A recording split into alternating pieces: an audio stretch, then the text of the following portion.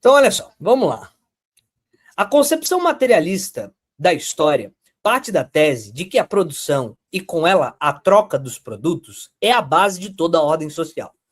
De que em todas as sociedades que desfilam pela história, a distribuição dos produtos e, juntamente com ela, a divisão social dos homens em classes ou camadas é determinada pelo que a sociedade produz e como produz.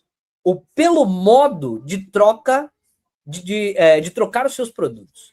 De conformidade com isso, as causas profundas de todas as transformações sociais e de todas as evoluções políticas não devem ser procuradas nas cabeças dos homens, nem na ideia que eles façam da verdade eterna ou da eterna justiça, mas nas transformações operadas no modo de produção e de troca. Quer um exemplo? Vou dar um exemplo para vocês. Revolução Inglesa e Revolução Francesa. Elas aconteceram por causa do movimento colonial, disputa mercantilista. A Revolução Inglesa acontece na medida em que você está com guerra com Espanha, com França, se mete em guerra religiosa, etc. Você precisa de financiamento para a guerra. A forma produtiva pré-capitalista, ela impedia que o governo fizesse igual ele faz agora, que é rolar dívida pública para sempre. Então, quando ele está em guerra, ele tem que convocar o parlamento, instituição inglesa, para pedir para o parlamento, olha, eu posso tributar vocês? O parlamento fala não, o rei fala sim, o parlamento fala não, o rei fala sim, o parlamento fala não. Estoura o conflito e se começa uma sociedade com política burguesa, porque ela já estava com a economia burguesa, mas as instituições de Estado não davam conta. A mesma coisa na França. Guerra de 7 anos, crise econômica porque perdeu colônia. Investimento na independência dos Estados Unidos, aprofunda a crise. Questão de produtividade agrária, porque deu uma intempérie, aprofunda ainda mais a crise. O que precisava o reino para continuar seguindo a produção? Tributar. Chamou o processo tributário através dos Estados Gerais. Desse movimento, quem ia decidir como, quando e tal, e etc e tal, o terceiro estado sai como a ruptura disso e busca uma reorganização, porque agora quem vai mandar na forma de tributar, quem vai orquestrar o Estado é a Assembleia Nacional Constituinte. É assim que você explica as revoluções liberais. É assim. Qual é a base, o sustentáculo, o motivo das revoluções liberais?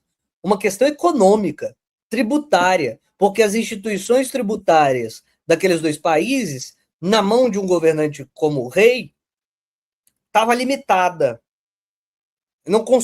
Você não conseguia ter uma maneira de gerar dívida pública, certo? Não tinha essa estrutura como tem agora. Então ele precisava chamar a galera, ô galera, me paga mais aí paga mais, quem paga mais, quem paga mais, revoluções liberais.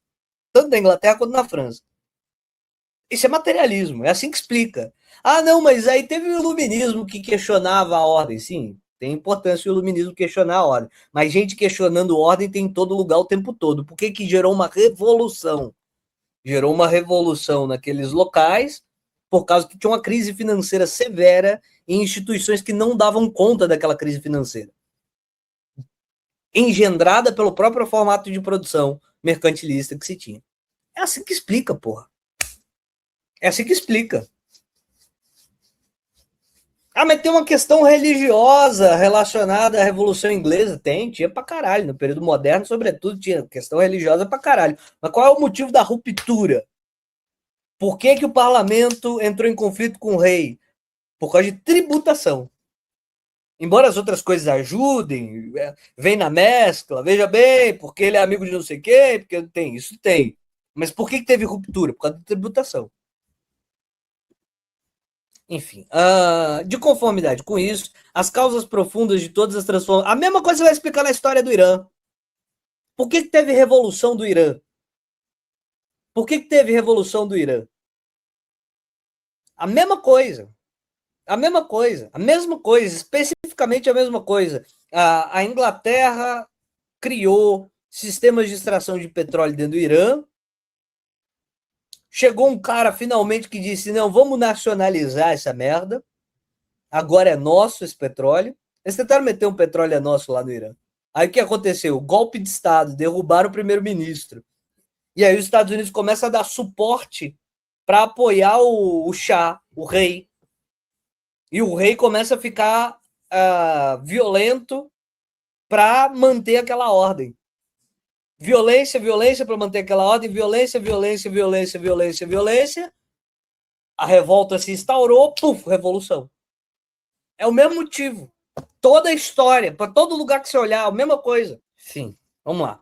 De conformidade com isso, as causas profundas de todas as transformações sociais e de todas as evoluções políticas não devem ser procuradas nas cabeças dos homens nem na ideia que eles fazem da verdade eterna ou da justiça eterna, mas nas transformações operadas no modo de produção e de troca.